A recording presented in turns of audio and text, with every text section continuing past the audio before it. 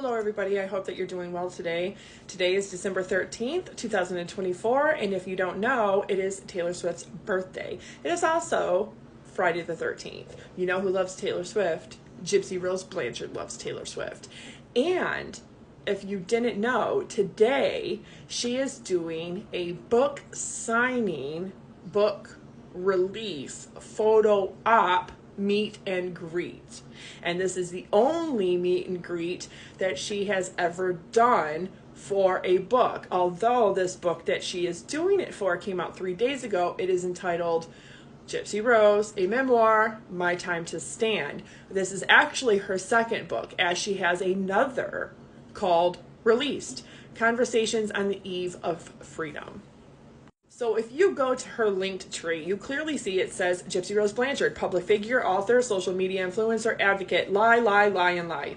But you see that she is doing the meet and greet tickets, her My Time to Stand Amazon, Barnes & Noble, Bookshop, My Time to Stand pre-order my audiobook, my Amazon storefront, Released, Conversations on the Eve of Freedom, and Ken's official TikTok.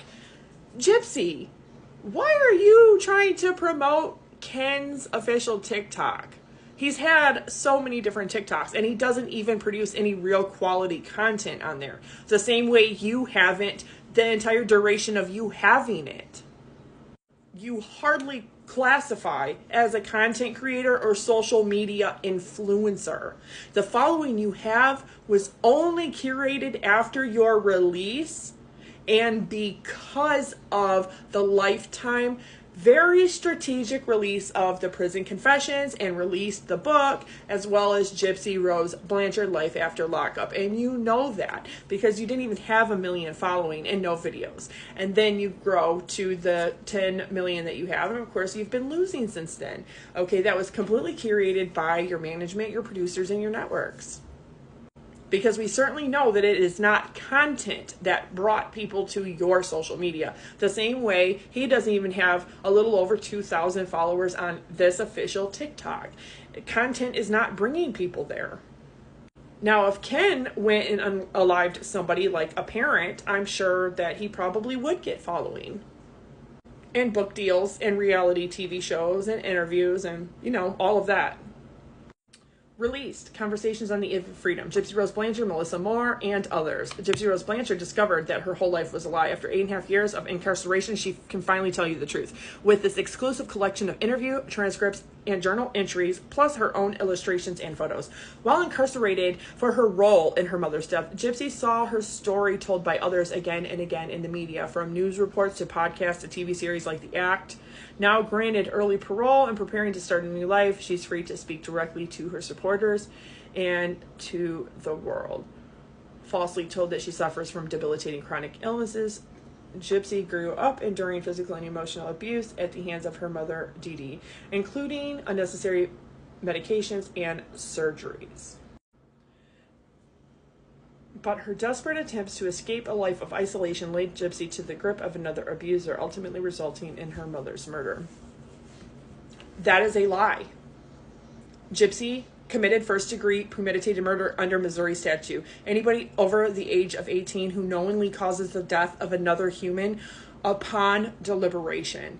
And her crime was a special circumstance. It was a heinous crime, a partial decap, and being unalived in the security and safety of your sleep, in your own bed, in your own home behind locked doors, being jabbed 17 times.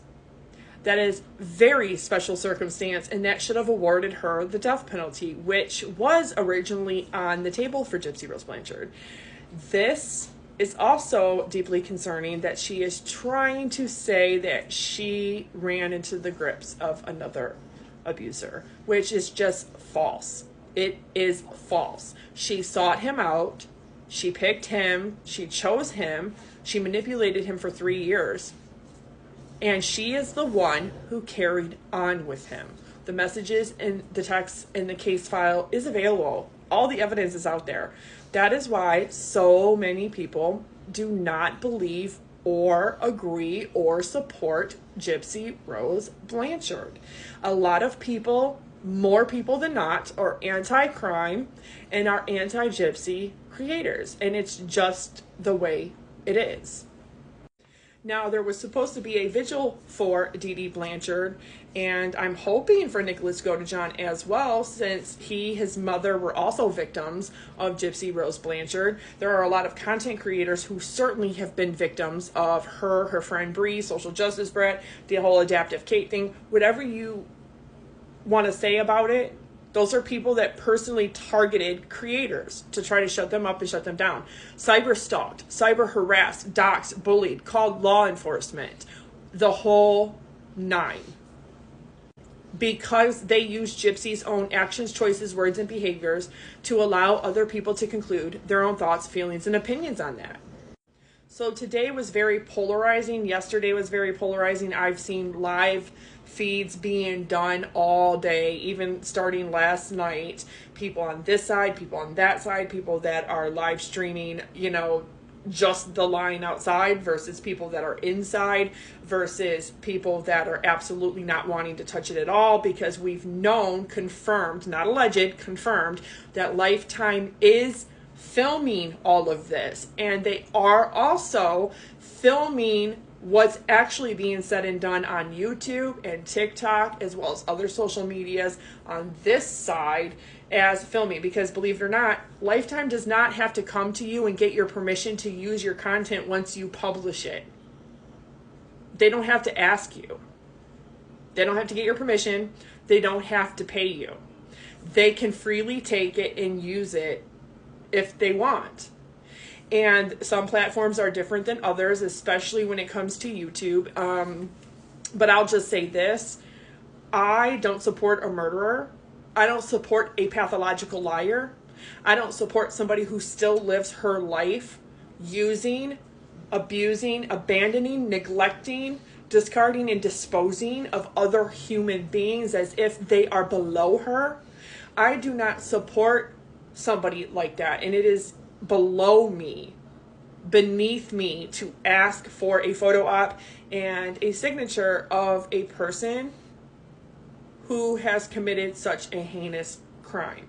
Gypsy Rose Blanchard has been curating her own fame and been participating in documentaries. She participated in all of the news media about her. And if you don't believe me, go and look at my videos entitled Gypsy Rose or The Gypsy Rose Agenda. You will see from the day of her arrest to today how Gypsy Rose herself has actively been a participant in the documentaries and the docuseries and the interviews and all the mainstream media that has covered her and her case. The only one that she hasn't played a role in herself or has actually been interviewed for, talking herself, is The Act, which was done by Hulu.